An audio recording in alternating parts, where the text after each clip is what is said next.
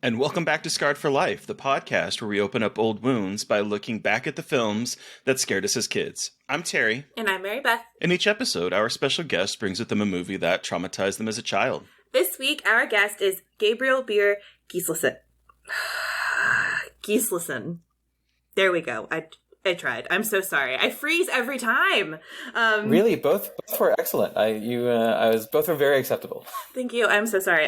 But Gabriel's feature film debut, Attachment, is streaming now on Shudder. Welcome to the show. Thank you for having me. Thanks for joining us. We're really excited to chat with you both about your movie and the pick that you brought with you today because...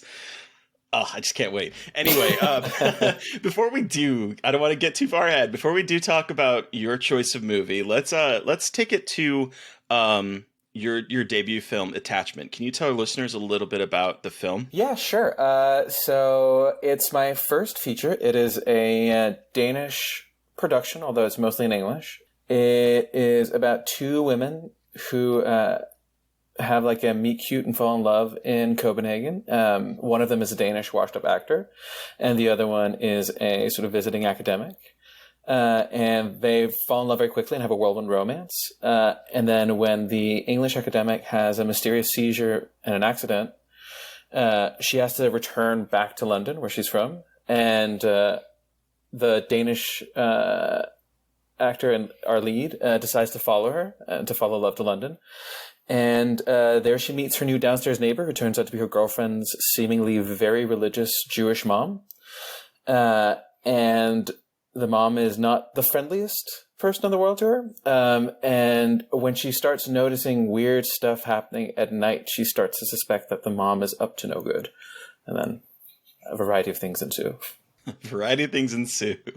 So how did you, because you also wrote this, how did you come up with this idea? Because you're tackling like Jewish traditions as well as a queer romance. And I remember when I first watched this movie, I was like, oh, I love how this is starting. Because it's basically a queer romantic comedy that ends up finding supernatural in a way. And so I'm curious how you came up with this idea or what led you to it. It was sort of just like a confluence of different like ideas I had going on in my head, mixed with some real life stories that Josephine, who plays the lead, Maya, told me. So basically, sort of in the time leading up to me writing it, sort of I'd had this sort of like desire to make a kind of irreverent Jewish horror movie. Like I'd seen, because I'd grown up seeing all these great horror films that kind of drew on certain kind of like Christian ideas. I mean, arguably you could say that like Dracula, which we'll touch on later, does that too, right? But like, you know, I mean, so the obvious picks are things like The Exorcist or The Omen, like that were both really freaky and really spooky, but also had a kind of playful relationship with the religions that they were working with. And like, you know, they would sort of take the parts that worked for the story, and then they would discard the things that didn't and kind of fill in the blanks themselves. And it was just a kind of that playful relationship to the traditions I wanted to see someone do with Judaism, because, you know, I'd seen a lot of like, obviously there's a lot of Jewish comedies, and there's a lot of Jewish films that have a lot, sort of a great reverence towards the traditions and some kind of educational aspirations, which I think are great. But also I wanted to see someone who just kind of like fucked around a bit and had a bit of fun with it, because there's also a lot of that in Jewish tradition and in the horror space, because the horror space is, I think, again, as we'll maybe touch on, really hospitable for fun and playing around as well. But all that said, even though I felt like there's this really deep bench of just like mythological beings to draw from, I didn't have any like specific story to kind of latch it onto. So it was more just like a mood or a world I wanted to be in. Okay. And then independently of that, Josephine, who plays the lead, is one of my closest friends, and we've been friends since high school, where we we used to make really terrible theater together, including we wrote when we were like 15 or 16, we and some of our friends wrote and produced this play that was like Shakespeare mixed with Survivor mixed with like X Factor or something, or like whatever like was the it is one of the worst things ever made. Like I can't even conceive of how we thought of something that bad. But like, anyway, it sounds amazing. Honestly, obsessed. I mean, it was. I'm sure it was in its own right kind of amazing, but it was terrible. But anyways, we used to do a bunch of fun stuff like that. And then she went off to go to drama school. I, after a while, decided to pursue film and went to film school. And then as she was finishing drama school and I was wrapping up film school, we went out and got super wasted. And then she told me these stories because I'd been living in New York and London for a while, and she'd been in Denmark. So I'd like missed a couple of her girlfriends while I'd been away. And she told me about one girlfriend. And one of the reasons I'd missed her was that they'd kind of had like a bad breakup, her and her ex. And that was because that like they'd both been between apartments. And the ex had been like, oh, you know, my mom has lots of room. We could just move in with her for a bit, just for like a month, and it'll be chill. Oh no! And she did, and it was not I at love all. I love like women, not to assume like queer couples and U-Haul lesbians. Not to like ascribe that to Josephine, but are my fucking favorite. Like just making the best decisions that are definitely not going to lead to disaster. Exactly. And I mean, when she told me this story, I was like, wow, you were like walking right into a moving train, weren't you? Like, that is crazy. And then she told me these stories, and it was just, they were so funny and so over the top. And like, we were, you know, again, completely fucked up. And I was like, I am going to write you a film. And it shall be a huge hit, and you shall be a star. And you shall thank me later. And Josephine did very much become a star with like none of my work, because I was still writing this movie while she became a star. But anyway, so like that seems so funny to me. But again, this was like weird things. Like there was like a premise, but it was like looking for a story. And then the Jewish thing started kind of scratching in the back of my head. And I was like, oh, you know, like there's that whole sort of the trope of the Jewish mom and the stereotype of how the Jewish mom is super overbearing and super domineering. And there's always this weird feeling underneath it all that like, it's all a matter of life or death. And I was like, right. Oh, okay, but what if you made a movie where like, it kind of is all about life or death? Like, and like, that's the shtick of it, is like all of these tropes are actually founded in something really deep and dark. And when that clicked into place, then that structure with those three women in the house, like while the specific stories that Josephine told me didn't really work because it didn't really work with the Jewishness of it all, the idea of the three of them stuck in this building together just really worked well as a way of exploring that. And so somehow all of those threads kind of came together, and I started writing what became Attachment. Holy, that's so wild that it's like quasi inspired by true events. I won't say a true story, but... Well, and I think to this day, like Josephine is pretty relieved that I took out the specifics, because she I think otherwise she'd be getting like angry texts from her ex and the mom about like, you know, like now, you know, they don't really know that it's them necessarily. Yeah. Right. Well, you also have Sophie Grabol, I believe is her, like in this film, and I love her. What was it like working with her and having her as part of the film as the quote unquote crazy mom? Well, I actually, I've known her for most of my life because I grew up in the Danish film industry. Both my parents are in film. So I knew her, I've known her since I was a kid. She actually would, she like read stories to me to get me to fall asleep a couple times when I was growing up. And as a bit on set, she would sometimes yell out, instead of yelling out my name across the set, she would yell out like the Danish equivalent of sweetie. Just to kind of like, but to kind of like to mess with me a bit, but also I found it quite cute. It was so in terms of like, I already had a prior relationship with Sophie, but I'd never worked with her. But I wrote the part with her in mind, not because we knew each other, but because I wanted to make sure. Basically, I wanted this character to be really inscrutable and really hard to place.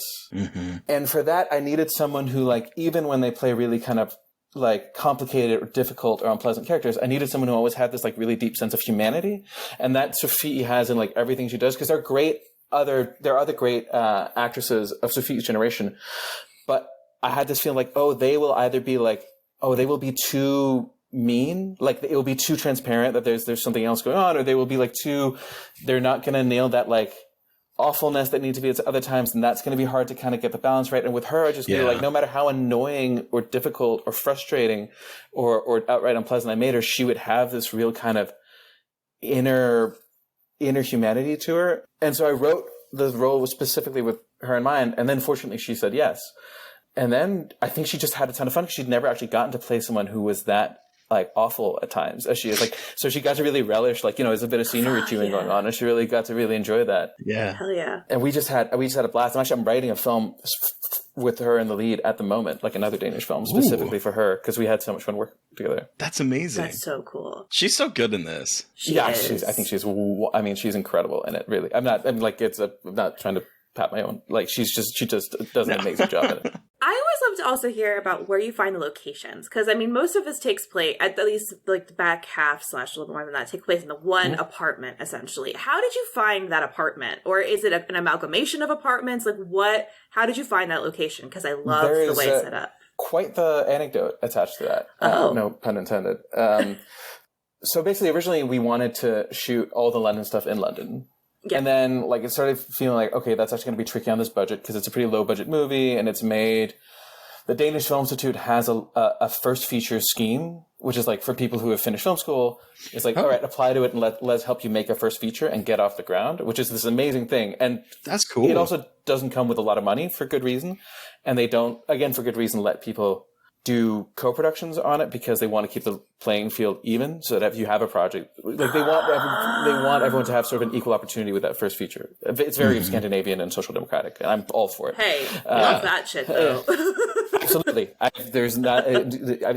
entirely genuinely think it's pretty amazing. It was, I went to film school in the US, and I very quickly decided that the first thing I would do when I finished was go home and apply for this fund.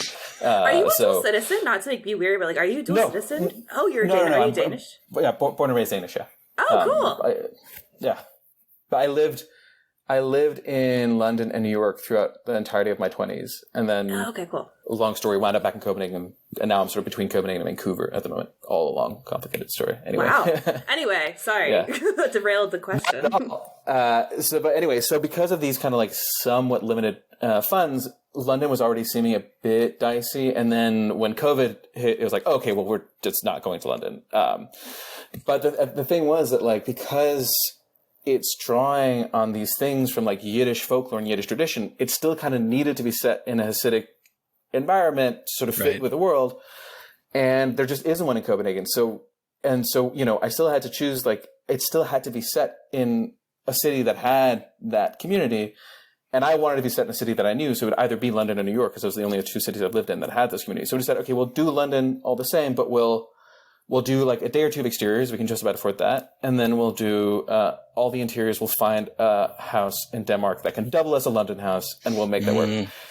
Okay, so me and the production designer, who has also lived in London for a long time, we go searching for it. And it takes us forever. And finally, very, very close to production, we find a house. And it just about works. Like, it's not perfect, but it's with enough kind of finagling, we can make it work. And we spend the most of our pre-production, which is, you know, it's like really priceless time that you have, figuring out how exactly to swing it. And then 2.5 weeks before we go on set, the homeowner calls us and says that she's just discovered that we're making a horror film, and so we cannot shoot in her house because, and she means this seriously, she's worried that we will curse her home. Oh! Yeah. Like, so I mean, obviously I'd promptly go and curse her home out of spite and then go back to the production offices.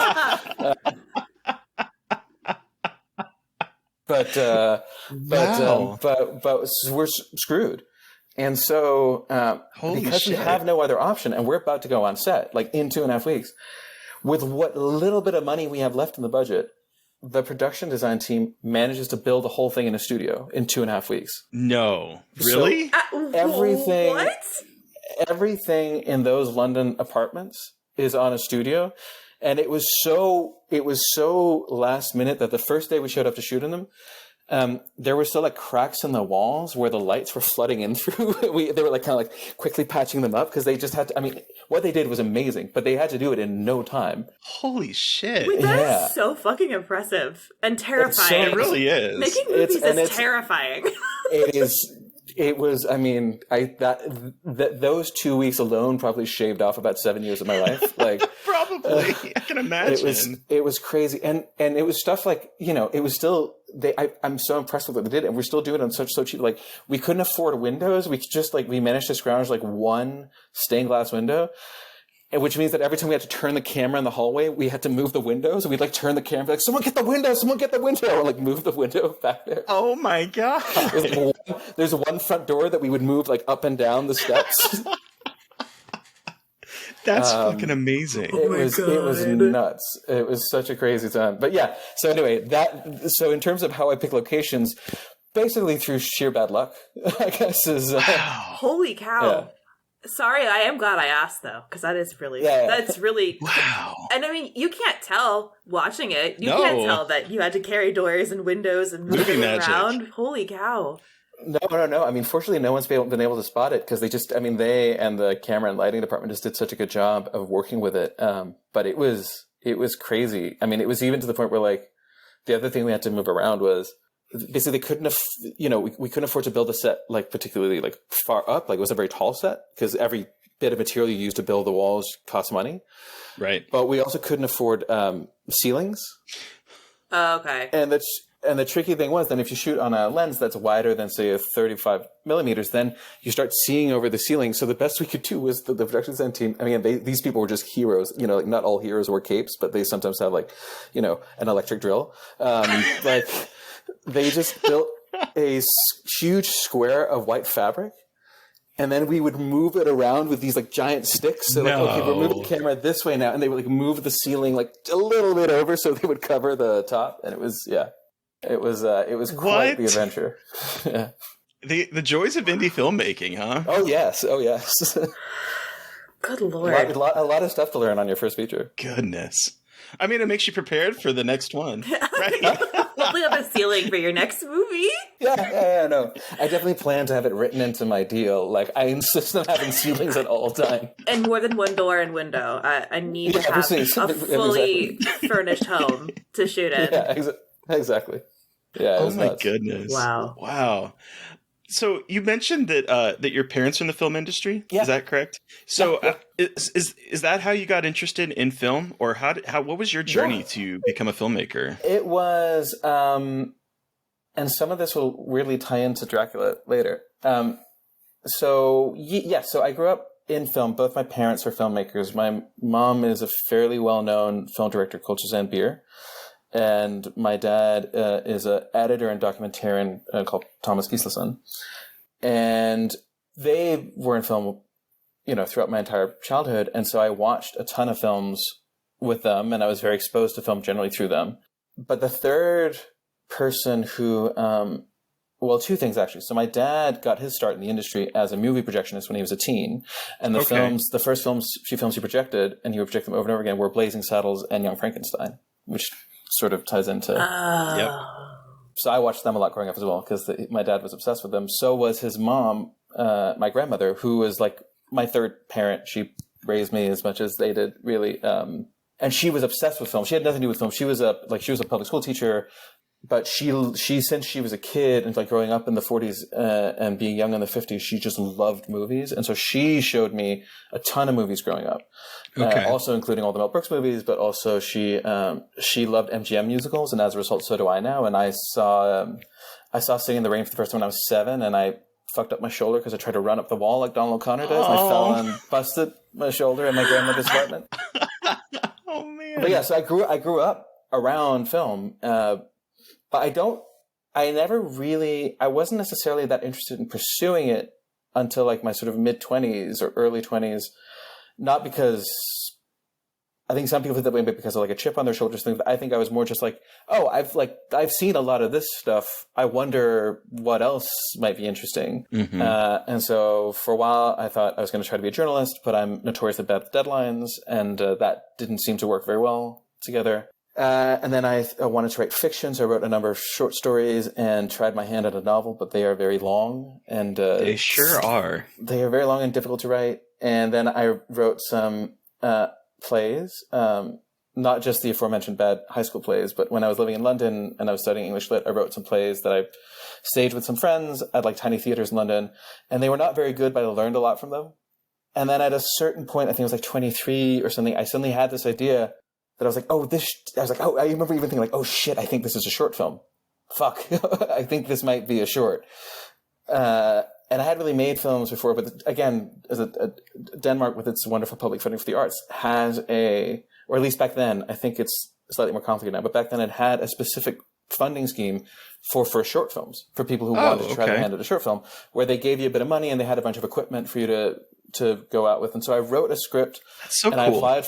Yeah, it's great. It's so amazing. I wrote a script and put together like a lookbook and applied for the financing, and I got it. And then I made my first short film, which was like a riff on a wedding comedy, like a wedding comedy where the bride never shows up. But I made that, and like my first day on set, I had this feeling of like, oh man, this kind of feels like home in a way that I had ever heard, and this wasn't about like, it's not like I had like a natural knack for it or anything. Like this wasn't a reflection on how good it was, because it was the first time I was directing anything. So I wasn't that good. But there was just something about, like, I understood like the structure and the system of it, and like the language. It was really nice to speak it, even if I didn't speak it yet fully. And like, it felt very right. And so after making that, like I tried to handle a couple of those shorts, and then I applied to NYU for their graduate film program, and I got in there, and I moved to New York, and I went to film school there, and made Attachment, and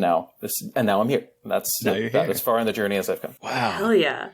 So how did you get introduced to horror specifically? Were you used to watch a lot of movies? Were your parents at all into horror movies, or your grandmother? No, actually they weren't. I mean, they showed me like the class, like stuff like The Shining, right? Or like the sort of the ones that are like, that have sort of like the benchmarks kind of. Yeah, exactly. The ones that have sort of transcended into sort of general classics, or like that are on the sort of the movies to watch before you die kind of things. But the sort of the horror films that I fell in love with, I sort of discovered on my own. I think once I was at my parents would take me to work a lot. And once my dad was editing something, and he took me to the editing suites, and, you know, as a kid, you'd get bored. And so they'd have like little movie screening rooms. And usually there would be some like very kind, patient assistant who would take me, the child, and like, here, is there a movie you'd like to watch? And we'll put it on. And in this case, I had like a very undiscriminating one where I pointed to the Army of Darkness, like VHS cover, or whatever. And I was like, can I watch that? And they're like, sure, whatever.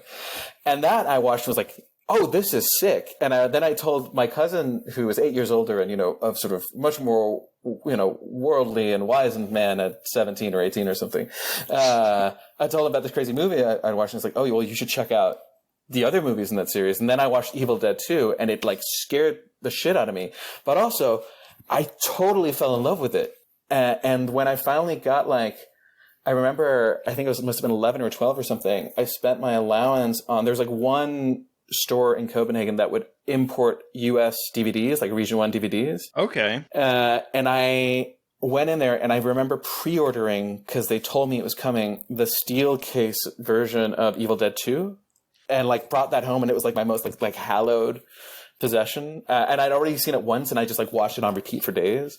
And like, I think they even later did the same thing with like with Evil Dead 1, where it was like in like a weird like latex like Necronomicon edition. You'd open it up, and it was a books with a disc in there. Yep, I had that too. And if you put that book in the refrigerator or something, it's supposed to feel like flesh or something weird. Oh, really? It was like the marketing thing. Yeah. Oh, that's amazing. Yeah, so I think that was my way in, and then just, I think horror in a weird way, because I was exposed to so many movies, like horror was the one genre I kind of got to discover a bit on my own, because my parents didn't have a relationship to it. And there was something, I think, falling for horror that around that time in like the early 2000s, where everyone was just like, they were all like pumping out these special edition DVDs of various classics. And like, so also like, I think I got Suspiria, the special edition of Suspiria for my bar mitzvah. Like, you know, like I was like you like really kind of just like, oh man, using every special occasion to get like some new special edition of some like classic horror film. And yeah, so that's how I got into horror originally. And then I think the fact that I was then at film school around the time of like, I hate the term elevated horror, but you know, sort of whatever, since A24 started sticking like putting a sticker in front of a horror movie, you know, like that whole being in film school and being in this place where you're constantly thinking about filmmaking and the mechanics of filmmaking and how it works at a time where the genre is having this kind of huge, big marketed renaissance of sorts. Yeah. I think it really made me, because I got into horror before I decided to make films myself, that was when I started appreciating horror for what it does cinematically. Like, I really think it is, maybe except for musicals, like my other great love, like the most cinematic genre there exists, because it has this like reliance on the basic building blocks of cinema, which is like, where is the camera and when, where's the cut and when, Like, what are we showing you and what are we choosing not to show you? And that is the basics of cinema. And I feel like there are a few genres that rely on it as heavily as horror. And it was really fun to like think about that while I was in film school and thinking about these things just in general, which is why I think I wound up trying to make a type of horror film for my first feature. So what I'm hearing, though, is we have horror, we have musicals. When are we going to get a horror musical from you? Oh, man, the moment I meet the raging psychopath who will finance it, because that is... That is a dream, and also a very expensive dream. yeah. Don't worry, it's in there. Like I'm hoping for it. Yeah. I'm trying to like what's the word? Make it happen. What's manifest it? Yeah, I'm trying to manifest we're manifesting. I appreciate it. I suspect I need all the like karmic support I can get for that project to happen. I'll be there first to buy the ticket because musicals, horror movies, comedy, like all my bailiwick. So I'm there for that. I feel like it'll work together genuinely. I mean, like Phantom of the Paradise is one of my favorite films of all time, and I feel like that is a very good example of like. Have you seen Anna and the Apocalypse? No, wait, what? Oh my god, it is a zombie musical, and it is so good, and it is like so sweet and funny, and it's a Christmas horror, and it's incredible. If you love horror musicals, you gotta watch Anna and the Apocalypse. You gotta watch it. Okay, it's so good. That is very, very much at the top of my list now. Anna and the Apocalypse. Anna and the Apocalypse. Okay, all right. Well, done. All right, that sounds wonderful. Zombies and singing about leaving your small town and all that good stuff. You know.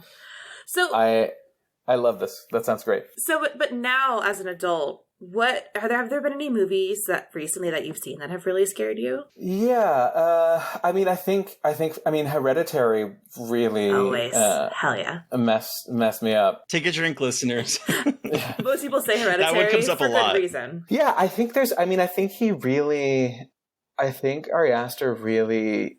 There was something so deeply unsettling about it, but it's also the way in which, like, even though it's sort of at once like really gloriously over the top, I mean, not as much as Midsommar's later, which I think I love even more, but isn't as scary. Interesting. But you know, for all it's like kind of it's such a wild movie, it's still at the same time strangely restrained in how much it holds back from actually freaking you out. And then you have that wide shot of the bedroom that night, which is just, and it was, I don't know about you guys, I saw it at BAM in New York in a packed movie theater. Yep. And it was this weird thing. It was like, it was quiet, and then someone, oh my God. And then someone, oh Jesus Christ. And then everyone's like, what's going on? And then you see it and you're like, fuck. And that, I mean, again, speaking to like, you know, how cinematic a genre it is, right? Like that is like, speaks to his specific knowledge of the effect from cutting from one shot size to the next and how he lights it and what you'll look at and where in the frame.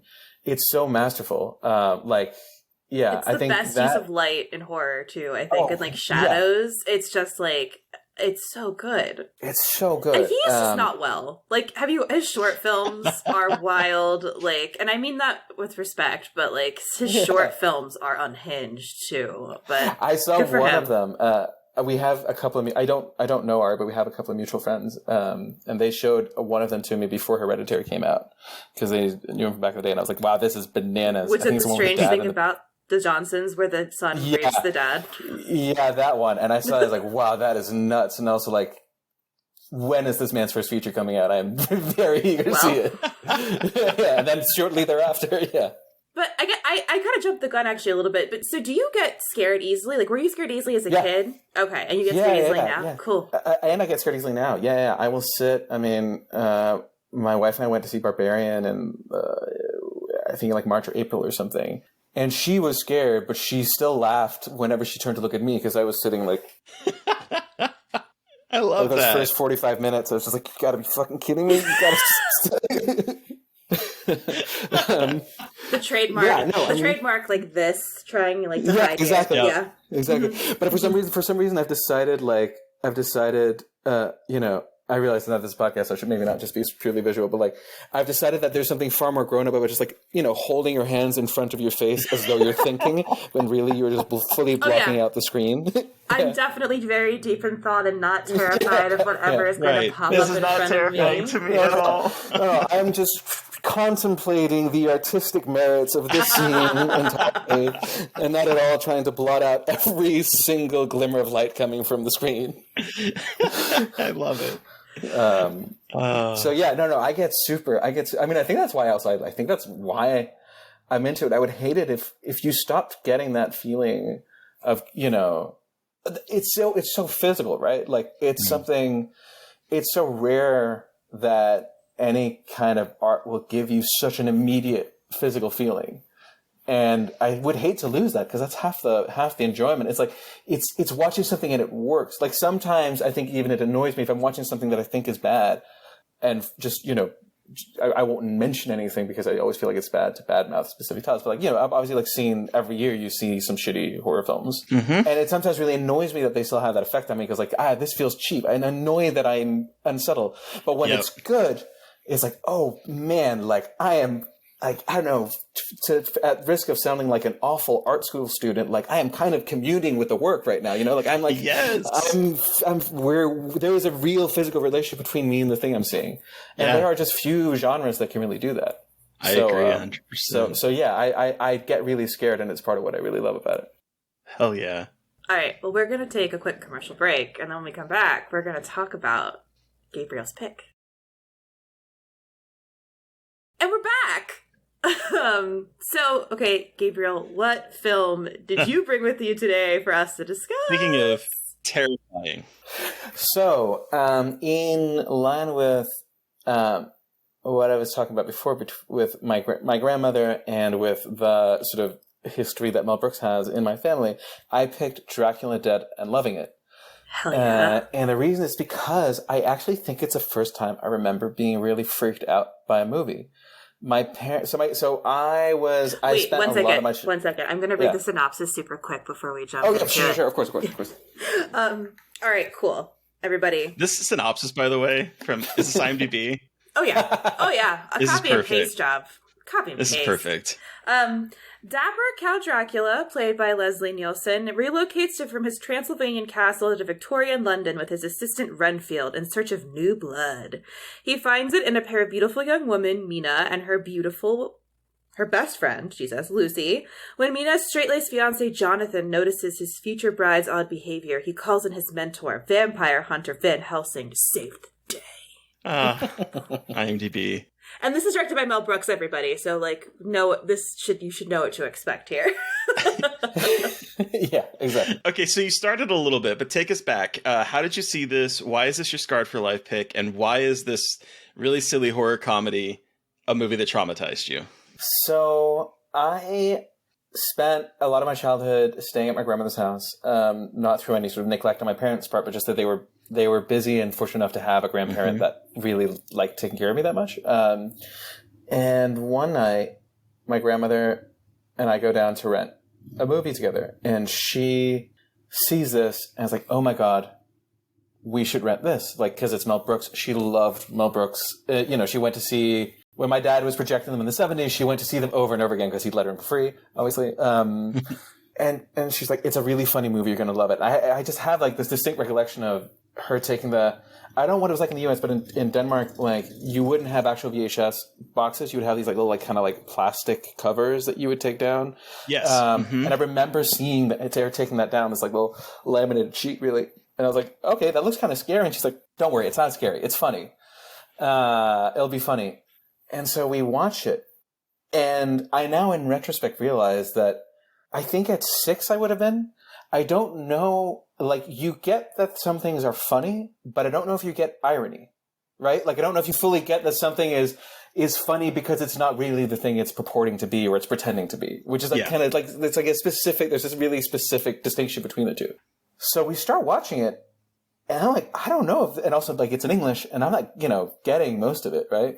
So I'm like, I don't know if this is funny, Grandma. And she's like, no, it's funny. And she's laughing at certain stuff and not laughing at others because, I also probably didn't clock. I almost certainly didn't clock at the time. But this isn't Mel Brooks' finest work, I think. But I will disagree with you there, but we'll get to that in a minute. Let's use a more objective term. It's not his most critically lauded work. No, it definitely is not. I was looking at Rotten Tomatoes, and it's at 11%. Yes. But then like this very specific thing happens where, and like Dracula in, you know, the form of Leslie Nielsen shows up, and his shadow, which I think is either a Dracula or a Nosferatu reference or both, like crawls towards Peter McNichol's character. And I was watching it in preparation for it. I remember it so distinctly. It freaked me out that I had to leave my grandmother's apartment and run out into the landing. Oh no. And she was like, it's okay, come back, it's okay, see. And then she showed me the bit after where like the shadow, I think, like kind of falls and hits itself. And I was like, okay, like, I got that was funny. Yeah. But then there's like this scene where these like, you know, women vampires come in and try to suck Peter McNichol's blood. And again, this is meant to be like a sex joke. But I'm 6, so it's like a sex joke in a different language. I'm not getting any of this at all. To me, it's just scary. Like they're in the bed and it looks like they're trying to eat him or something. I run back out on the landing. Really, it's okay. And we do this dance back and forth throughout the entire film. But the thing is, I still laugh at the bits that I get are funny. Like, some of them are just, like, really clear physical comedy. And that's, like, I remember distinctly thinking, this is funny. But whenever there was anything, like, just on that knife edge, like, when they're, like, driving the stake through Lucy's heart, there's blood everywhere, freak me the fuck out. Do not get that that's meant to be funny at all. Like, that is a lot of blood. That is scary. What are they doing? Well, and also, like, I'm assuming at the age of 6, you had never seen another Dracula movie, like, understood any of the references, like, to, like, as even, like, the, Coppola's Dracula jokes that they're making. Like, there's so many levels of, like, irony and jokes happening that as a 6-year-old, you're like, this is just a fucking vampire. Like, it's just scary. Exactly, to the point where, like, I then, you know, watched Coppola's Bram Stoker's Dracula when I was, like, 12 or something, or 11, and I'm like, oh, that was a joke. Oh, okay, I get it now. Terry had that moment recently, actually, because he only recently saw Bram Stoker's Dracula. I was like, oh my god, that's what they're making fun of in Dracula Dead and loving it. I'm like, I love that you saw that before Coppola's Dracula. I did the same thing with Young Frankenstein and the later seeing James Whale's Frankenstein. Like, I saw them at a really young age, and those I got were comedies because I think it was going to be like 8. It's so funny. Like, at that point, like a single year or 2 years will have a crucial, crucial difference in sort of your understanding of like layers of humor and irony. But like, I remember seeing that and getting that, and those are like all jokes. But I didn't see James Whale's movies until 13 maybe or something like that. And again, I was like, oh, that was the bit. Like, that was like when Peter Boyle sits and like the girl like flies into the pond. Like, oh, that was the bit where they were like, I see. But yeah, so it really freaked me out. And then it did this weird thing where, like, I guess at some level I must have already then been so like into the being scared that like a few times I had my parents rent it for me again, and I was still run out at all the scary bits. Yeah. But I think there was something about that, like, endorphin rush of being frightened by something, even something that now as an adult I can see like, oh, this isn't even remotely supposed to be scary, right? Like, but having that feeling, I think I got really into it and sort of wanted to mimic it more throughout my life. What I'm hearing is that young Gabriel understood the brilliance of this movie and it kept pulling you back to it. That is what I am hearing here. I think you are right. I think you have done what many shrinks have failed to, and you have really pinpointed. We've cracked it. What this was all about. We've understood it. So after you watched it, were you scared after? Like, were you thinking about it a lot? Did it like, were you scared of go to sleep or anything? I don't remember if I was scared to go to sleep as much as like I remember thinking a lot about it and being freaked out about the mere ideas of some of it. Like, so like I remember thinking like, I kind of apropos Hereditary, you know, like there's that scene where he's like hiding in the ceiling. Again, not supposed to be scary at all, but to me there's something so freaky about, oh my god, like there can be like someone stuck to the ceiling and like waiting to bite me, you know? Please tell me you started sleeping with garlic in the room. Well, I mean, like I grew up with like a family so addicted to garlic that I felt like pretty safe anyway. Like my mom, whenever she would cook, you know, before she even decided what to cook, she would peel about 24 cloves of garlic because she knew that regardless of what it was, she'd probably need all of them. A woman after my own heart. There you go. So I felt pretty safe in that regard. But yeah, I mean, it was really, really. I haven't rewatched it properly since at some point in my childhood, and it was really funny rewatching now because I still remember all the things that freaked me out, all the things that made me feel like this is, you know, really, really fucked up, and then watching it now and being like, oh, that's a bit. Like that's a straight up bit. So I have to, and this is a good part to transition to like when we first saw it. But before we do, so rewatching it for the first time in so many years, what did you think about it? Honestly, it actually, it's hard because I probably don't think it's his best work, if I'm being controversial here. And no, you know, I don't. I'm sorry. I agree with that. I'm sorry, Terry. I love you so much, but I agree. And you know, I watched like I said, I watched Blazing Saddles and Young Frankenstein and High Anxiety a bunch when I was a kid, and I rewatched those several times as an adult, and I would say that they really quite hold up. Like there's like some writing and some performances there that are just remarkable. And this one, I don't really necessarily feel if it holds up as strongly. But it's at the same time, it's very hard for me to watch it objectively because it was a very like sense memory like experience rewatching it. Again, at the risk of getting like a bit pretentious, but also like kind of personal. So where my grandmother lived, so she passed away like late 2017. But she was, again, this like really formative figure in my life. And she lived in this house that was like my childhood home. And she lived with two men for most of her life. She lived with my grandfather, and then she also lived with Finn, whom she met in the 60s, who's my grandfather's very close friend, and then they fell in love. And at some point, they sort of decided the best way to live to make this work was that they would just all move in together.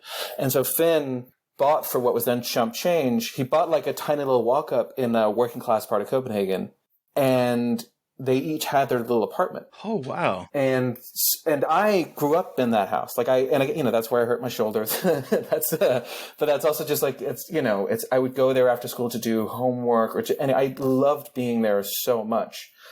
And the thing about the sort of the throuple of it all, I didn't even really clock until it was like 11 or 12. I would go and stay there. And I would always stay in my grandmother's room when I was there, in my grandmother's apartment. And I would wake up and some mornings she would, I would wake up and she'd be having breakfast in my grandfather's apartment, and some mornings I would wake up and she would be having breakfast in Finn's apartment. And I didn't really understand that until I was about 12, and I was like, okay, wow. But it was all very that's so cool. Yeah, That's it was so amazing. Rad. Yeah, it was very, and it was just like a very loving household. Even my parents divorced when I was quite young. Like I think I was barely one, and my mom still loved coming there. Like this is my father's family, but my mom still loved coming there and being there. It was just this house that meant it was this place where, I felt very attached to, but also we have family spread all over the world, and everyone would come through there and we would have family parties, and it meant so much to me, that place. And so when I watched that film today, rewatching it for this, weirdly, part of the time I couldn't really focus on the movie. All I had were memories of running out into the landing between all those apartments, and like then going back into the place. And it was more of like very physical kind of memento of this place that used to mean the world to me. I mean, still does, albeit just in memory. So yeah, I also really love this movie for reasons that probably have nothing to do with the film itself. That's amazing, though. That's such a cool story. That's why I love movies too, of like the memories that you can, which for better or worse sometimes. But like, I feel like, especially when you're younger and you're watching movies with family members that are really, 'cause I have similar memories with my grandma, and it's just like so cool how powerful like that was the effect you have, and like the experience you have watching a movie. Like you said, like you're rewatching it and you're like, it's a totally different experience than anyone else is ever going to have watching it, and I think that's just so fucking cool. Yeah, no, it's that thing that like, I mean, I like the literary reference is always Proust, right? It's like the Madeleine moment of like he takes a bound to Madeleine so he remembers his life. But I feel that so much with films. Like there are certain films that like the moment I like the title comes up or like I hear a certain line, I'm just put in a time and a place in my life immediately. Yeah. And more so honestly than I think that I feel like a lot of people feel that way about music, but I feel it way more strongly with films. Like I had to, in prep for Attachment, because I wanted that first 10 minutes to have kind of a rom-com-y feel. I rewatched a bunch of rom-coms, and when I was like 11, I was obsessed with When Harry Met Sally, because I just thought it was, that to me then was like that was the most charming thing possible, that whole film. And there was something about, I was rewatching it, and then at the end, his speech when he runs up to her on New Year's Eve, I heard it, and the moment I heard it, I was like sitting in my dad's house, like glued against the TV, watching that scene, like being completely enamored with it. And it wasn't, it wasn't at all about the rom-com. It wasn't all about Harry or Sally. It was just like, oh yeah, that was where I was in my childhood at that exact moment. So yeah. That's so cool. I have a similar, it's hard for me. Like, I joke about it. I think this movie is a fantastic movie, but it's hard for me to think. Well, when Kayla, our PR rep, said that this was your choice, the noise I made, because one, I love this movie unabashedly. This is a comfort watch for me. This is a movie I have probably seen more than any other movie in my life, to be perfectly honest. And two, because I never thought I would ever get to cover Dracula Dead and Loving It on a podcast where we're talking about a movie that scarred a kid for life. So the fact that it was like a twofer at this point, I'm like, yes. And I was so excited. But it's hard for me to be objective about this film. I saw it in the movie theater when I was 14, when it came out. Perfect time to go see this movie. I believe, I'm not 100% sure, but I believe this might have been my first Mel Brooks movie. So this was my introduction to him. And it was because of this that I went and I searched out all of his previous films. Some of the not so great ones, like Robin Hood Men in Tights, but also Blazing Saddles, which I still do not like. It's not, I know that's blasphemy, but it's not my cup of tea. Young Frankenstein, which I think is absolutely fabulous. Okay. The History of the World. I was about to be really concerned for a second. What you're about to say is about to really... We've been friends for years, but... What's the big deal? Young Frankenstein is shit. This movie is far superior. No, I'm kidding. No. Hot takes. I'm kidding. Anyway. But yeah, so all the Spaceballs, you name it. Yeah. History of the World, even though I wasn't technically allowed to see it because it was rated R, I still found a way to get it. I watched all of his movies, and I'm a huge fan. I really enjoy Mel Brooks. But I think I think that one of the reasons that this movie might not be looked at so fondly is because it does look cheap. But I will say that I think that is intentional in a lot of ways, because a lot of it feels like it is taking back from the early Universal Monster Dracula, where a lot of it was just, it looked like a play. It looked like it was a stage play, and there was a lot of soundstage type stuff. So I think it's pulling from that. I also think that what probably hurt it is that it's coming from a lush production of Bram Stoker's Dracula, which is immaculately designed. And so then 3 years later, we're getting this parody ostensibly about that movie, and it does look cheap. It looks kind of inexpensive, but I think that the people that are attached to this are giving their all for a movie that is not, it doesn't really need the kind of intensity that people bring to their roles. I think Leslie Nielsen, icon, but I think for Peter McNichol steals this movie. It's amazing because he actually delivers, and I don't even think it's just on a comedy level. He delivers a more unhinged performance than Tom Waits does in the Coppola one. As Renfield, he's way more visceral and out there. Yes, and I think you could see this as sort of maybe a recreation of his role that he did in Ghostbusters less than a decade earlier, because in that he's in Ghostbusters 2, where he's the assistant to the painting god, and he's the museum curator. He is, isn't he? Yeah. He works with is it Sigourney Weaver? And Sigourney Weaver. Yes. He kidnaps Sigourney Weaver. Yeah. So he's kind of iterating on that performance, but he is taking it to a whole new level. And every single time he is on film, I am just smiling from ear to ear, because his the lines that he delivers, when you talked about the scary moment of when the women are floating into his room, and I quote that all the time. He's like, "What are you doing to the furniture?" Followed up by this is wrong, and then wrong me, my brain's wrong. It's so silly and it's so absurd, but it never fails to bring a smile to my face. So every single time I'm like in a bad mood or I'm sad or something, I will probably pop this on and I will be happy by the end of it. Because it brings me back to a time and place.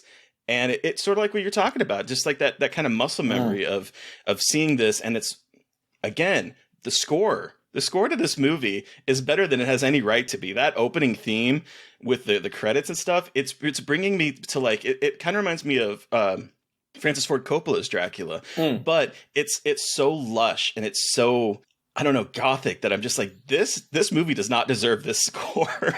Right. And I think there's a weird, I mean, it's funny hearing you talk about it is also bringing out a lot of things that I really did appreciate about watching it. And part of it is like, I think the thing that maybe at the time had felt cheap now seems inconceivably expensive, right? Like hand-painted backdrops. Yeah. Matte paintings. And yeah, you'd never get that. I'm watching it now. I was like, oh my God, that's like old movie. Like I love that, you know? And that's something I appreciated, I think, watching it again. So I actually watched it for the first time a couple months. How long ago? I can't even remember. Probably how long. like a year? Half a year ago. I watched it for the first time because we were covering horror comedies on like another little podcast, and I watched this and was like, okay, like I get it. I don't think it's as smart as some of his other movies, but I also like, and I also love it because Terry loves it so much. So I think that like gives me a deep appreciation for it. But it really it emulates the Universal/Hammer monster movie aesthetic so well that are like. Look really pretty, but also kind of cheap if you look a little too hard at it.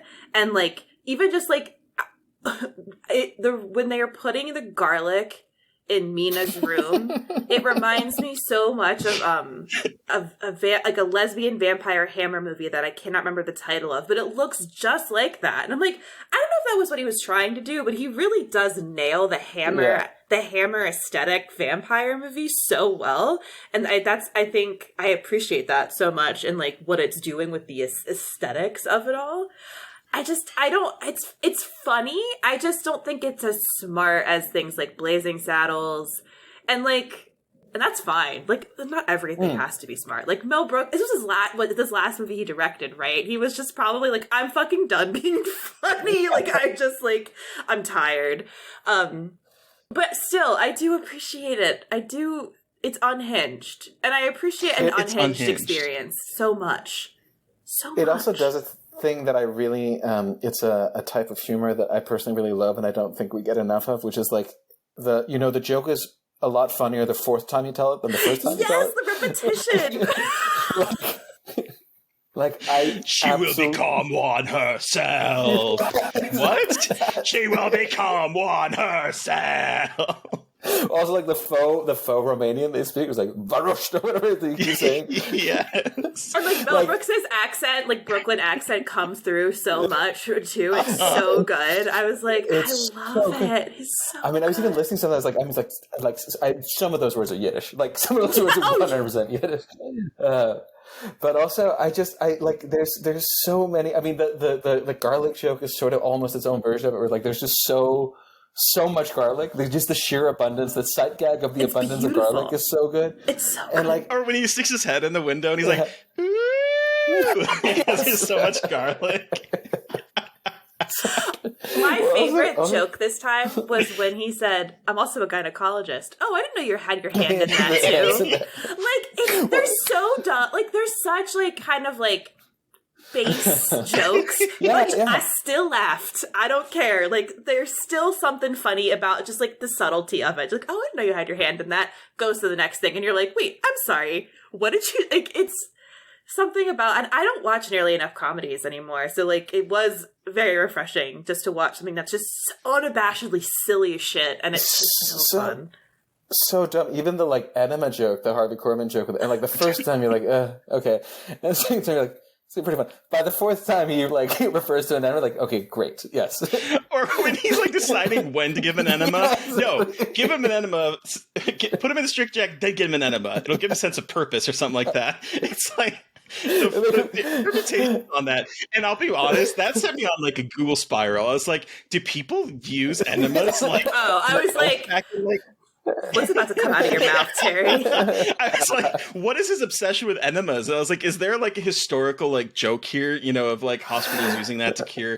And I couldn't find anything. I think of course, it's probably but, like, I think it's probably just a butt joke. I think it's just kind of an immature butt joke, unfortunately. I'm thinking way too in depth about the enema joke and Dracula done laughing. Yeah, I was going to say. Yeah. But it's funny because like I'm just realizing now as we're talking, so I had in Attachment, there's this scene in a forest and there's like this joke that's made like 4 times about like how, what a strange, like it's a really weird place to meet. And when we were shooting that scene, I went out to David who had to do the bit and he was like, I mean, you're really repeating this joke a lot of times. And I was like, no, but I don't think you get it. Like, it's not really funny until the 4th time. Like, it's only kind of funny. It's the 4th time you say it that it'll be really funny.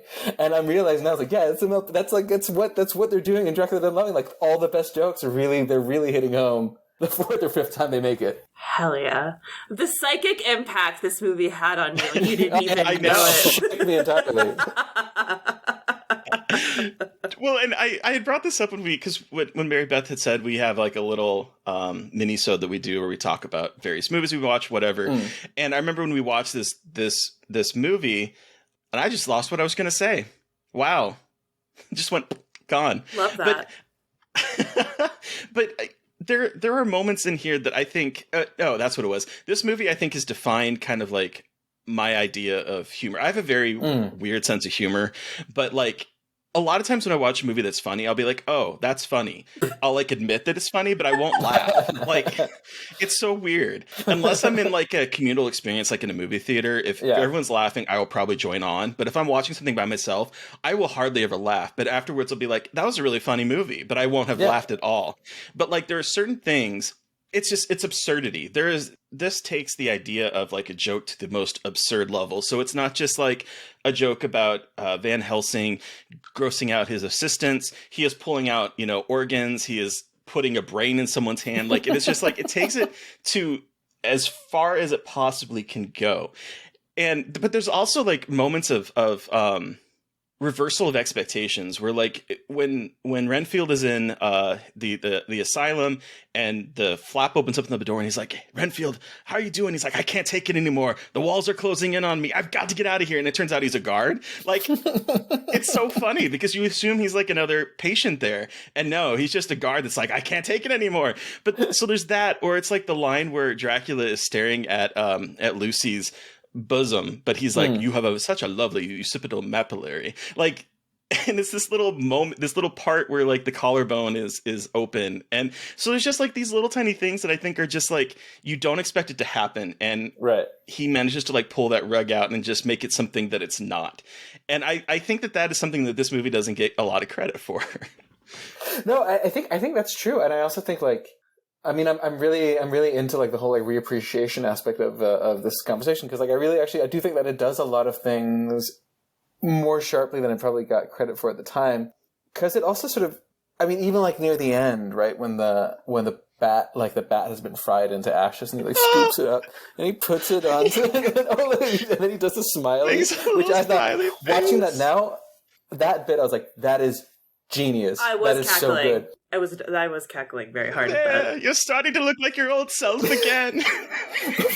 Part of it works so well about it. And I think maybe this sort of ties into why, in this sort of fun psychoanalytical session that we're having now, this maybe has been like a really formative experience for me. Like, the reason that joke works so well is that it actually feels weirdly genuine. Like, there's something like really weirdly, like, humanly sad about him, like, making that smiley in the ashes, like, carefully scooped up on. And I think the whole film, at least especially as I experienced it then, that feeling of experiencing as though it was genuinely scary when it was scary, even though that, I now see that wasn't the point, and then genuinely funny when it's trying to be funny, which it was trying to be. I think a lot of the films that I've come to love, and something that I sort of tried to do with like the Attachment, my first feature as well, is like film horror among them, but Mull films, like you can actually kind of get away with doing a bunch of things at once if you really mean every bit of it, right? Like, like if you want, like the great horror comedies, for instance, have that quality. Like I guess most recently, something like Barbarian has that quality. Like it is extremely funny when it is funny, and it is extremely scary when it is scary, and it really means it when it is both. And while my experience of Dracula Dead and Loving It may have been, not fully representative of Mel Brooks' intentions. That was how I felt watching it. And that moment near the end with that little smiley, I still feel that feels weirdly genuine. Like that is a truly weird emotional beat at the end. And that's what makes it so funny. Yeah, I think there's a sense of earnestness to this movie. Yeah. I think that there is a genuine love of the vampire film and a genuine love of Universal, Hammer, and Coppola's version of Dracula that I think comes through in here. And I think that genuineness is what I think probably, it immediately pulled me, even though I couldn't put words to it as a kid, because this could have been, let's face it, this could have been just a cheapo production of like, and them not even trying, let's just quickly get a parody of Dracula out there and, people just go see it. No one ended up going to see this, but that's a completely different story. But I think there is a sense of genuineness here that I think comes out in the performances. I think everyone is trying their hardest to do the performance. In fact, this was the first time that I've actually appreciated Steven Weber's performance in a movie because his Harker, his vocal mannerisms, like there's that part. First of all, I love that he represents this sort of idea of Victorian England where it was like everyone is so repressed. And so we can't have any... And having lived in London for a long time, modern England as well. But yes. But I love how like all the men are completely stupid in this movie. All the women are voluptuous and they're discovering sexuality. Yeah. Or, to that degree, Dracula, Bram Stoker's Dracula, where the men are completely useless and the women are talking about, sex and like having all these kind of sexual fantasies and reading a book on Kama Sutra and that kind of stuff. Like there is that dichotomy here that I think is so it's a more of a subtle part of it. But the fact that like he is talking, there's like a quote that I wrote down when we first meet Harker. He's talking about the opera is fraught with love, hate, sensuality, and bridal passion. All the things in my life I've managed to suppress. Like the way he delivers that line, and then later how uncomfortable he is around Lucy when she is being very, sexually aggressive toward him. And he makes this like, like sound that I cannot get right. But he does that a couple times toward the end. He does that when Lucy first comes on to him. And then after he has driven the stake through her bloody heart and is filled with geysers of blood, and he makes that sound again. It's just, I'm like, this guy is actually doing a really great job in this movie. That's true. And also I think like in terms of what you're saying, that everyone's giving their all, like everyone actually genuinely seems to be having fun. Like that whole like kind of cottage industry in the 90s, and then again like a new version of it in the 2000s where everything had to be a spoof, right? Like a lot of those, especially when you watch them now, you're like, oh man, like people are just really needing a paycheck here. But everyone watching this, everyone actually seems to be having fun. I think everyone seems to be a little bit thrilled about being in a Mel Brooks movie, like there's like, and I think some of the things that we also experience maybe as like cheap or low budget, some of it also just has like kind of a vaudevillian quality to it, right? Like it's sort of, it has like kind of a Borscht Belt kind of dumb zinger after dumb zinger, but it's sort of charming and fun to watch. And I think, again, maybe I might need a bit more time with it before I can say that I think it's a good movie, sort of in a sort of qualitative sense. Yeah. But it's a really enjoyable movie. Yeah. And a lot of those movies a lot of those spoof movies from the 90s, like, don't necessarily have that quality. No. Yeah, exactly. No, they don't. But I will say, I think there are a couple deep cuts in this. Like, I love, first of all, Anne Bancroft shows up as I will shield you from the lurking danger.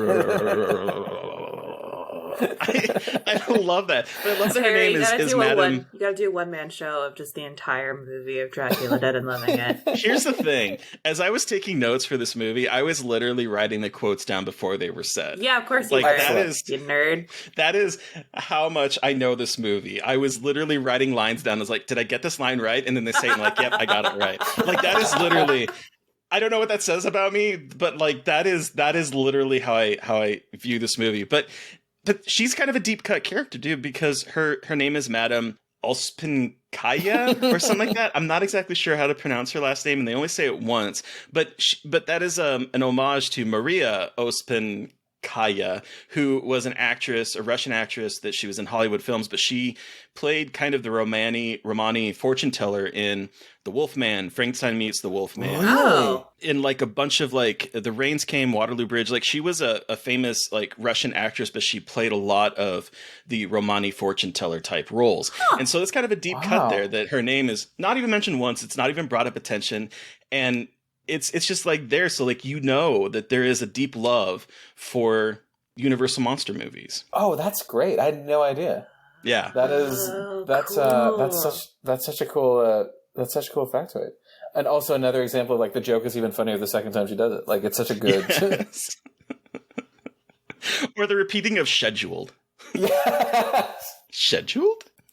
I was watching it. It's funny. I was watching it with captions because I've gotten into that habit of doing that now with most things. Me too. Oh yeah, same. And it sort of spelled out schedule in this weird way. I was like, why did it spell out schedule that way? And then the joke came, and for some reason it just made it funnier. Like it set up the joke even more for me.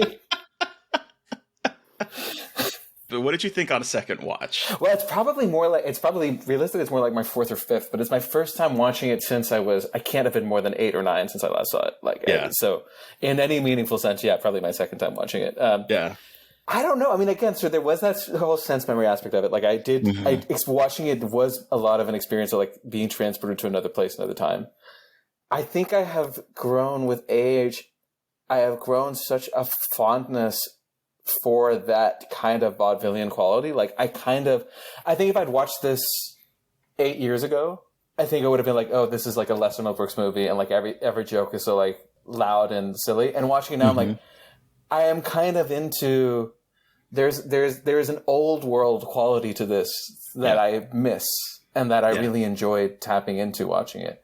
And then, I just noticed myself also appreciating, like we said, like again, like hand-painted backdrops and like the feeling like I know that this isn't very fashionable. I really love it when I watch a movie and I can tell that it's on a set. And that's not because my own movie was on a set, because that one I'd ideally have people not notice. But I love that quality. I love it when movies feel like movies. And in some way, it's an incredibly old-fashioned movie, right? Like for a film that came out in like the mid-90s, it already feels so old for its time. And that I think is that's like a feature, not a bug. It makes it feel really romantic. And it makes all those very old school jokes feel really at home in it. And so, I think, again, hard for me to necessarily say that I think it's a qualitatively good film, but it has a lot of qualities that it put a big smile on my face watching it. Like I would like to see more films like it, even whether or not it's a good movie, you know? Yeah. And Mary Beth, I know this is your second time watching this movie. Yeah. Right? Mm-hmm. What? Did you have any thoughts on this watch now that you've seen it and it's like you kind of know what to expect? So I think something that, and it's actually kind of like Gabriel as you're talking about it. Like I keep forgetting it was made in 1995. I keep thinking it is made in like the 80s or the 70s. Like the look of it is very retro. And again, like it looks like those Hammer movies. So I think that is a really interesting aspect to it, that I think it hits that aesthetic really well. And if you aren't as familiar with that aesthetic, it's going to go over your head. And like we talked about, look cheap. And like, I think that's part of the charm of this, though. Like, I think it's trying to both make fun of the opulence of the previous one while also paying homage to what sets looked like in these Hammer horror films when like Dracula was Christopher Lee and the blood looked like orange rather than red. And like it was kind of cheesy but also really beautiful, and there was just something about the quality of it, and that is so special. That makes me love Hammer movies even now, even though a lot of them are dated. Like there's something about them that are so beautiful, like, and they have such like a strong aesthetic point of view, if you will. And so watching this movie capture that in a way that I don't think I've really seen in other films, because I don't think a lot of films tackle like the Hammer horror aesthetic at all, and I wish they did. I really do wish they did, because I think it is such a cool aesthetic you can play with. But I think that's something I really appreciated so much more this time around. I kind of knew when the jokes were coming, or kind of like knew the jokes. So I wasn't as paying much attention to the sense of humor rather than that, as well as kind of, and I just watched Dracula. We watched Bram Stoker's Dracula recently. So that was like on the top of my head too. So I was doing more like side, comparisons to that, because Bram Stoker's Dracula is one of my favorite one of my favorite movies. So, yeah, it's also kind of an amazing movie. Like I think Bram Stoker's Dracula has this. It has one of those like big swing qualities, and like some people feel it's a big swing and a miss. Some people feel it's a big swing and a hit, but like it has this thing of like it's such an ambitious, wild, and huge, like crazy. You know, it also went notoriously over budget and over schedule and everything. But I think if they're a fun counterpoint in that sense as well, right? Like one of them is like this work of absolute excess, and the other one is like, you know, we're gonna really nail what feels like this kind of very like pared back quality, but they're sort of related in this weird deeper sense as well. Yeah. Well, and I think that going back to kind of what you were saying, Mary Beth, and what I said earlier in the episode, I think that maybe the kind of attention to detail of the 1930s and the 1970s Dracula movie might have kind of bit it in the butt a bit, because if you look at it, the budget for this movie was big. It was $30 million. It's a $30 million picture. That's $90, right? So that's that's $90. Yeah. So $30 million in 1995. And yeah, I mean, you could say that there's like a lot of cast members that were I don't know how big they were, but like Steven Weber was having like success in the 90s. You know, Leslie Nielsen had done all the spoofs in like the late 80s, early 90s as well. So I'm not sure how much of it went to like paychecks or whatnot, but that is a huge budget for something that does not look very expensive. You know what I mean? And I think that was an intention on Mel Brooks' part, because he wanted to, again, represent those earlier Dracula films. And so part of me is like, gosh, I wonder what this would have looked like if you had just made a parody of Bram Stoker's Dracula and you went with opulence, but then you had that kind of humor. I'm wondering what that would have looked like. But I honestly think that a lot of the kind of fly by the seat of your pants design of this movie was intentional in a way. But I know we're getting close to wrapping up, but there's two jokes we haven't really touched on, two sequences that I think are my absolute favorite. And one, so a little backstory. My roommate, her name is Cass. She has a dog. His name is Riggins. He's a terrier corgi mix, and he is a grumpy old man.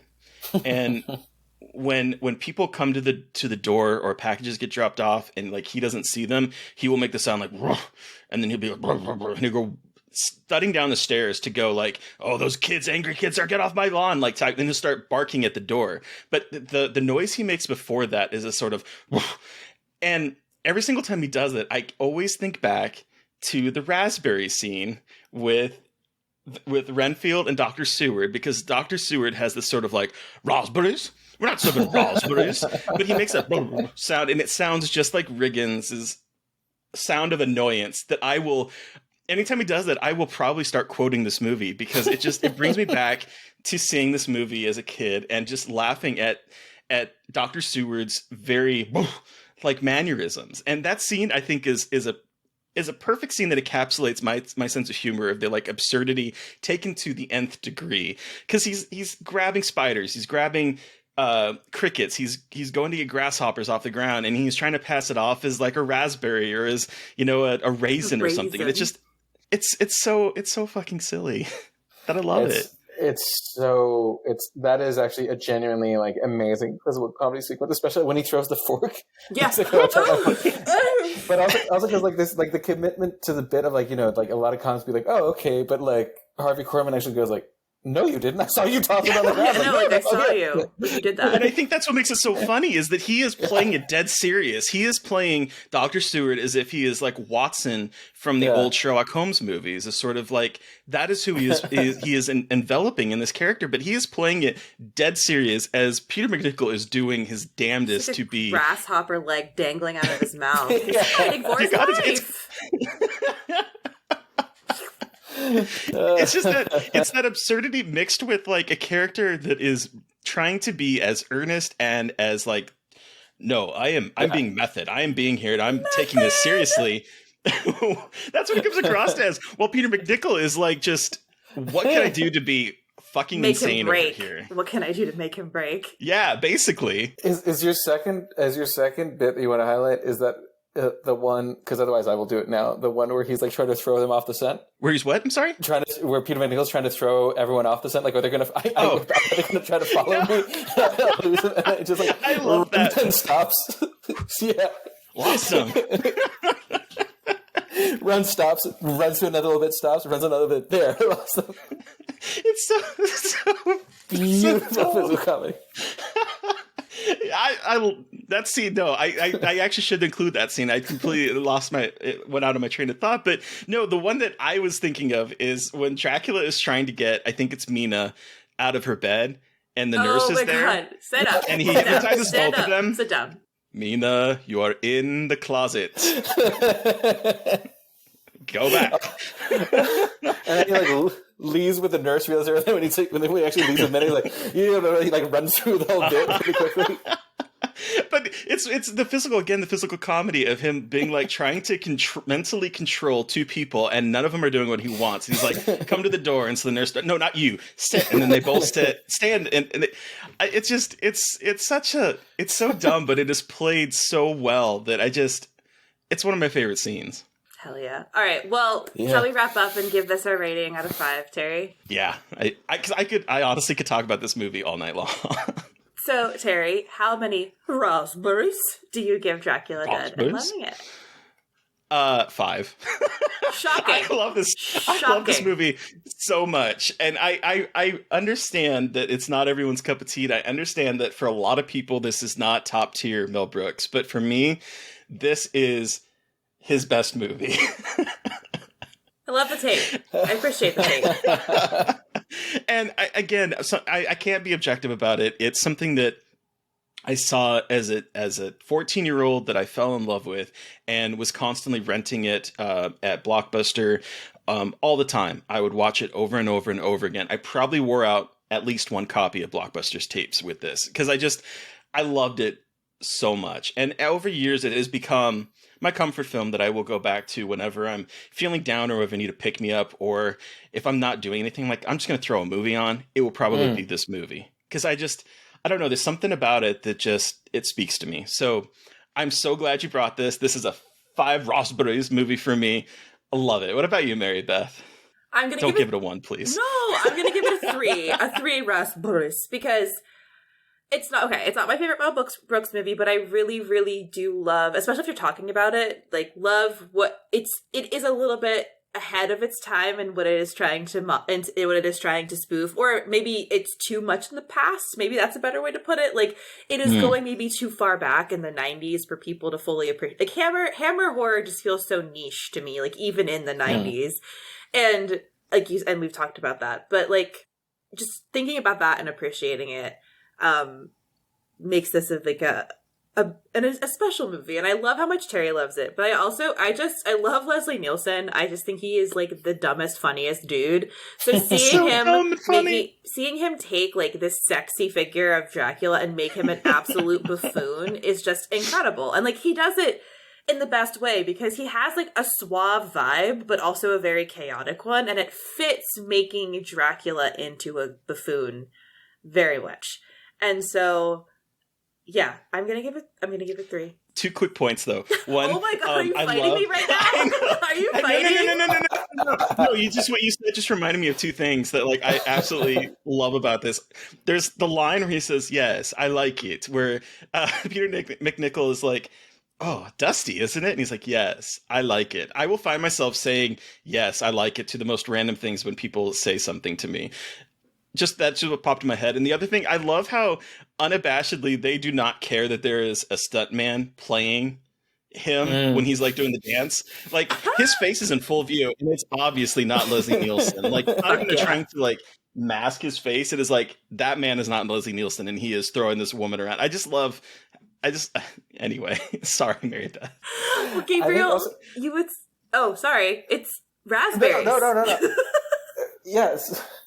Right. Sorry. Yes. In terms of just like off the Leslie Nielsen thing. Also, something I realized I actually appreciate about it is like it's not that Leslie Nielsen plays his other like in The Naked Gun or things like that. He plays his roles straight necessarily, but like he has a delivery in a way that I think he starts out doing in Airplane, which is like weirdly kind of the comedy lies in how plain his delivery is of the lines compared to how weird everything going on is, you know, and like part of what makes him such a great like bumbling idiot in the Naked Gun movies is that he weirdly plays it shockingly straight, except for when there's physical comedy.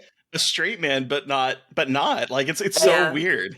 And then in Dracula, like all that goes out the window, and he's like got an accent, and it's all like really big and flamboyant, and I think that's something I really appreciate about it. So in terms of how many, I don't know if I can deliver the raspberries. Is that what we're saying? Yeah, raspberries.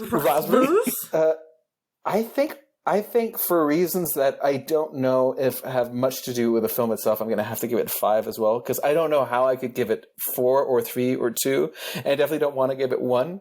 But there's it awoken too many things in me watching it, and there's something about it that even just talking about it makes me appreciate it so much more. That giving it anything short of 5 just seems dishonest at this point, even if just on an emotional level. So hell yeah. I'll take that, because I know my 5 is an emotional level too, so I'll take that. Thank you so much, Gabriel, for joining us and bringing absolute pleasure. Dracula Done Loving It to us. Where can our listeners find you? Are you on social media? And do you have anything that you can talk about or share? The floor is yours. I have no social media, which is probably a bad idea, but I've just decided to stay away from it many years ago, and I've stuck with it. It's probably not doing my career any service, but everything I'm working on right now is in such early stages that I probably shouldn't talk too much about it. If for no other reason than out of superstition that I'll Gotcha. Yep. Unravel it by talking too much about it. But you can see Attachment on Shudder, and I hope that people go and do that. And then I hope that I'll return with something else for everyone to watch before too long. Hell yeah. Hell yeah.